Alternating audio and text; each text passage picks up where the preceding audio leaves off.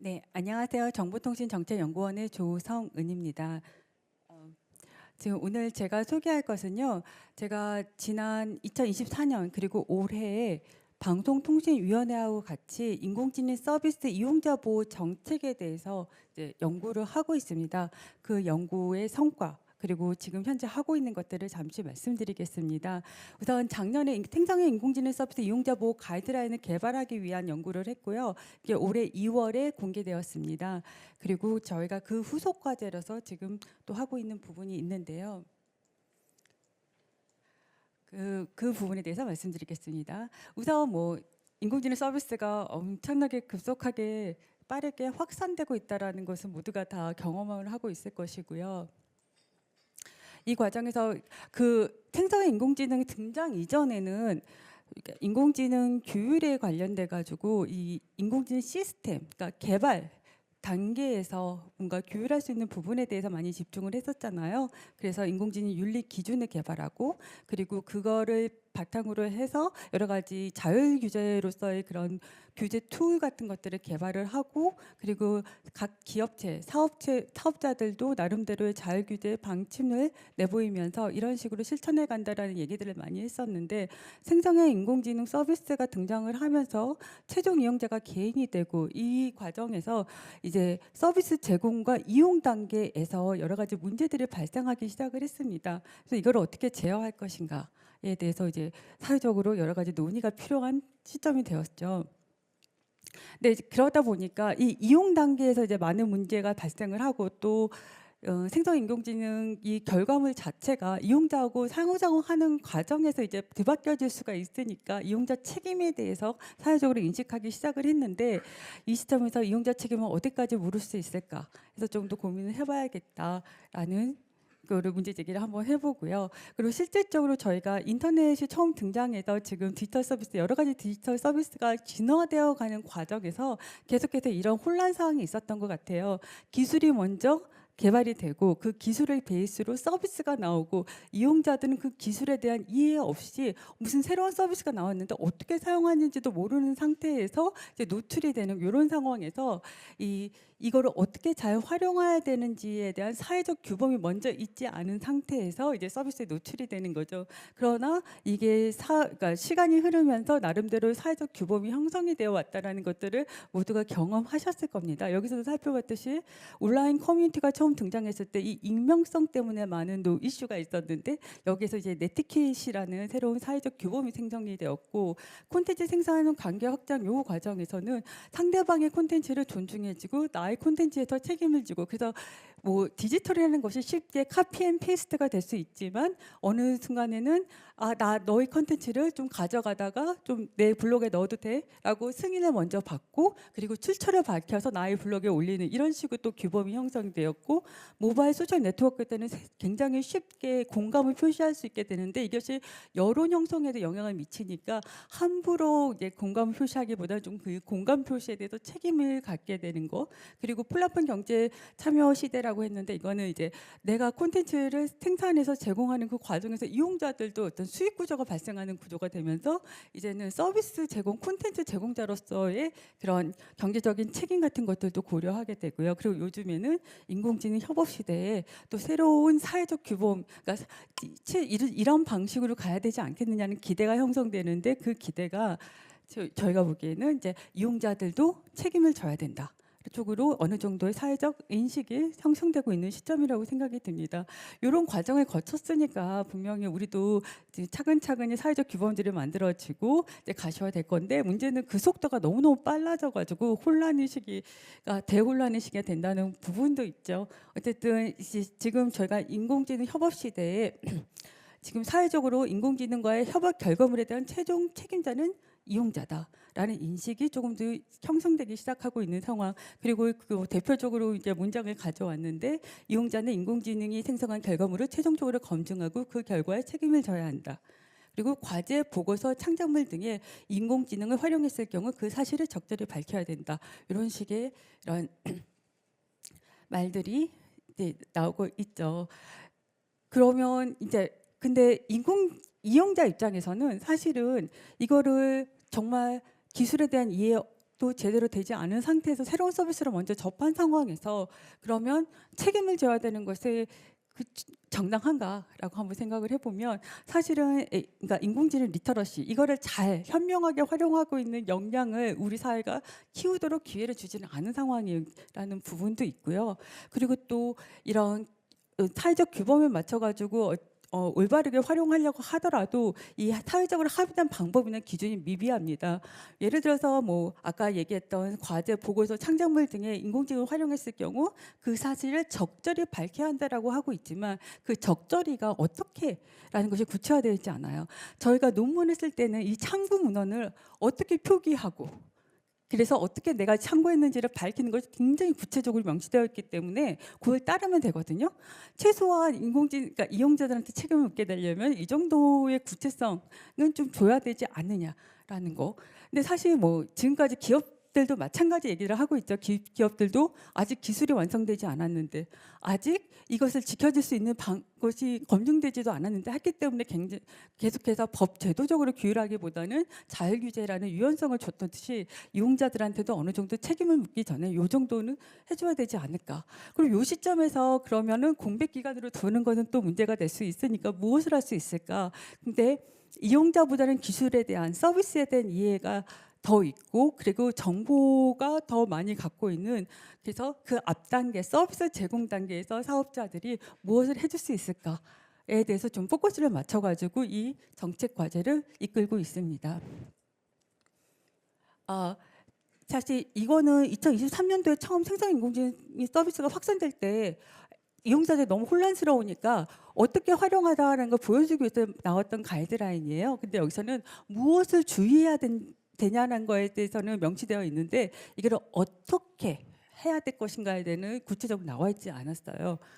그리고 이용자 책임에 대해서 좀 더 명확하게 나와 있는 것들은 여기 서비스를 이용하려고 그러면 우리가 이용 약관, 이용 정책에 대해서 어떤 동의를 해야 되잖아요. 거기 보면은 이용자 책임 범위에 대해서 꽤 명확하게 나와 있습니다. 근데 사실 굉장히 구체적으로 나와 있는데요. 어떻게 보면 이용자들이 내가 어디에 책임이 있는 건지를 명확하게 해준다는 점에서 되게 좋은 자료이긴 하지만 또 한편으로는 되게 가혹하기도 합니다. 보면은 대부분 이용자 책임이고 사업자 입장에서는 좀 이런 것 때문에 이런 이유로 면책된다는 면책 조항 위주로 구성되어 있거든요. 마치 저희가 수술 경험이 있다 그러면 이제 다들 한 번씩 읽어봤을 수술 동의서를 읽어보면은 수술함으로 해서 병이 낫는 게 아니라 병에 걸릴 것 같은 온갖 부작용의 가능성에 대해서 막 나열돼 있고 이거 내가 사인을 해야 돼? 라고 망설이듯이 이용 정책을 읽어보면 내가 이 서비스가 꼭 필요한 것도 아닌 것 같은데 굳이 이거 해야 돼? 라는 망설일 정도로 되게 가혹하게 적혀져 있는데 이 부분에 대해서 서비스 제공자가 조금 먼저 뭔가를 해줄 수 있는 방법은 없을까 해서 접근했던 것이 이 이용자 보호 가이드라인입니다. 물론 사업자 입장에서도 나름대로 자율 규제를 하기 위해서 나름대로 그러니까 윤리 원칙 같은 것도 보여주고 위험 관리 체계가 이렇다라는 것들 기술적으로 우리는 이런 것들을 활용한다는 걸 다양한 것들을 얘기하고 있고 그리고 인공지능 윤리 기준을 비롯해서 자율 점검표 신뢰성 있는 인공지능 시스템을 개발하기 위한 체크리스트 등등 여러 가지 자율 규제를 지원하기 위한 아주 정교한 툴도 정부에서 이제 만들어서 제공을 해왔으니까 사업자들도 전혀 책임을 안 지고 있다라고 할 수는 없지만 어쨌든 저희가 이 가이드를 만들 때 좀 그 기획 의도라고 할까요? 좀 포커스를 맞췄던 게 뭐냐면 우선 이용자들 입장에서는 물론 의도적으로 오남용을 하면은 어떻게든 처벌을 해야겠지만 뭘 몰라서 비의도적으로 오남용해야 되는 것을 그 이용 단계까지 넘어가지 않는 요 서비스 제공 단계와 이용 단계 요 사이에서 뭔가 이 피해를 최소화하기 위한 방침이 뭐가 있지 않을까?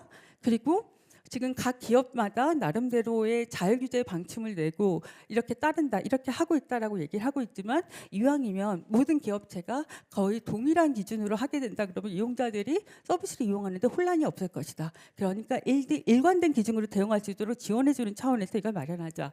그리고 또 하나는 지금 당장 서비스가 영향력을 발휘하고 있는 그 와중이기 때문에 실천 가능해야 된다. 너무 이상적인 이야기가 아니라 실천 가능해야 된다. 이런 차원에서 저희가 기획을 했습니다. 물론 대상은 대부분 서비스 제공자입니다. 최종 이용자하고 접점이 있는 서비스 제공자. 물론 여기에는 개발사들도 들어가긴 하겠지만 대부분 포커스가 서비스 제공자한테 포커스가 되어 있고요.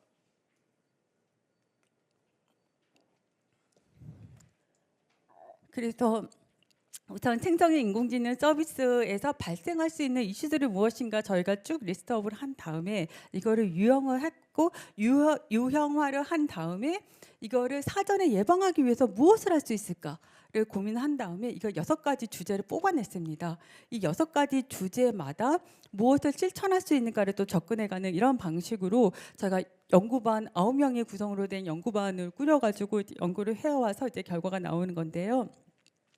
1번, 2번, 3번, 4번 같은 경우에는 인공지능 윤리 기준의 개념하고 일치되는 개념이 있습니다. 1번은 인권 존중, 2번은 투명성, 3번은 다양성 존중, 4번은 데이터 관리입니다. 이거는 개발 운용 단계에서도 해야 되는 것들, 그리고 서비스 제공 이용 단계에서도 해야 되는 그러한 주제들이고요. 5번하고 6번 같은 경우에는 서비스 제공 이용 단계에서 이용자들이 비의도적으로 오남용하지 않도록 방어하기 위해서 필요한 그런 것들을 주제를 뽑은 것입니다. 저희 그 가이드라인은 어떻게 구성이 되었냐면 아까 6개의 주제별로 어떻게 구성이 되었냐면 우선은 무엇을 해야 되는지에 대해서 이제 제시를 하고 있습니다. 무엇을 해야 되는지, 그 다음에 어떻게 실천할 수 있는지도 역시 제시를 하고 있습니다. 어떻게 실천할 수 있는지는 그 당시에 사람들이 많이 이용하고 있는 그 생성형 인공지능 서비스에서 관련 주제에 대해서 어떻게 실질적으로 하고 있는지를 찾아봤고, 이런 거에서 그 찾아본 것들을 예시로 나오면서 이런 식으로 실천할 수 있다라는 것까지 보여주는 방식으로 이 6가지 주제들을 다 다루고 있습니다. 무엇을 해야 되고 어떻게 할 수 있는지에 대해서 예시를 마련하고 있는데요. 이거는 이제 나중에 저희가 이 가이드라인을 여기 인공지능 서비스 이용자 정책 아카이브라고 저희가 운영을 하고 있습니다. 여기에서 다운로드 받아볼 수 있으니까 한번 살펴보셨으면 좋겠습니다. 그래서 여기까지 저희가 그래서 가이드라인을 개발을 해서 지난 2월에 발표를 했고요. 그 다음에 저희가 후속 과제를 하고 있는 것이 뭐냐면은 좀 법 제도적인 규율은 가능한 건 아닐까라는 걸 좀 검토하고 있는데, 이거의 타당성을 이제 해외 규율 동향에서 한번 찾아봤습니다. 우선 유럽연합에서 디지털 서비스법을 마련할 때 여기에 인공지능 서비스 관련돼 가지고 조항이 하나 들어갔는데요. 인공지능 추천 알고리즘을 투명하게 해야 되는 투명성 의무를 명시하는 27조가 들어가 있습니다. 이 당시에는 왜 디지털 서비스법은 온라인 서비스를 규율하는 것이고 인공지능법이 따로 있는데 왜 불필요하게 중복 규율을 하느냐라는 그런 문제 제기가 있었는데, 거기에 대해서 유럽위원회에서 얘기하기를 이 두 법은 서로 보완 관계에 있지 불필요한 중복 관계가 아니다. 지금 인공지능법은 AI 시스템의 안전성과 위험을 규제하는 그런 것이고, 디지털 서비스법은 플랫폼 환경을 건전하게 하기 위한 것이다. 그럼 제가 이해하기로는 인공지능법은 여기에 개발 운용 단계, 이 AI 시스템 단계, 그리고 플랫폼 디지털 서비스법은 서비스 제공과 이용 단계를 각각 규율하는구나, 그렇게 이해했는데 이런 식으로 접근을 필요하다고 생각됩니다. 왜냐하면 이용 단계, 서비스 제공 단계와 이용 단계에서만 발생하는 이슈가 분명히 있을 수 있고 거기에 대해서 또 규율할 필요는 분명히 있으니까요. 그리고 그 영국의 온라인 안전법 같은 경우에는 2023년에 좀 제정이 돼서 지금 2025년에 점진적으로 이제 시행을 들어가는데, 그 시행을 바로 앞두고 2024년 11월에 뭔가 공개서원 형식으로 이 온라인 안전법이 온라인 서비스뿐만 아니라 생성형 인공지능 서비스도 규율 대상임을 밝히고 있습니다. 원래 온라인 안전법의 규율 대상은 보면은 이용자 제작 콘텐츠 서비스, 검색 서비스, 그리고 음란물 서비스를 호스팅하는 온라인 서비스가 규율 대상인데, 이 생성형 인공지능 서비스도 이 각각의 3가지에 해당할 수 있다라고 하면서 규율 가능성을 얘기를 했거든요. 그러면 저희도 생각할 때 생성형 인공지능 서비스는 어떻게 서비스가 제공되느냐? 온라인으로 제공이 되거든요. 온라인 서비스 형식으로 적용이 됩니다. 그렇게 되면 우리도 한번 요 부분에 대해서 한번 생각을 해볼 수 있지 않을까.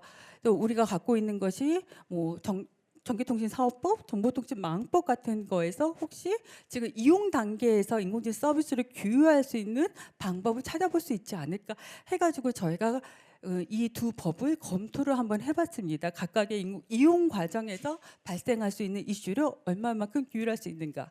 그래서 규율할 수 있는 범위가 있으면 됐고, 근데 여기에서 이 개념을 조금만 확장을 한다 그러면 그 규율 범위가 더 넓어질 수도 있기 때문에 좀 개정 방향까지도 도출할 수 있다. 근데 거기까지도 커버가 안 된다 그러면 이제 또 다른 방법으로는 새로운 법령이 필요하겠고, 그 새로운 법령이 인공지능 기본법이 될 수도 있고 아니면 전혀 새로운 법이 될 수도 있는데 그거는 저의 연구 범위는 아니었고, 우선은 기존 법에서 우리가 지금 있는 인공지능 서비스를 얼마만큼 잘 규율할 수 있는가, 그리고 개정이 필요하면 어떤 방향인가를 고찰을 했습니다.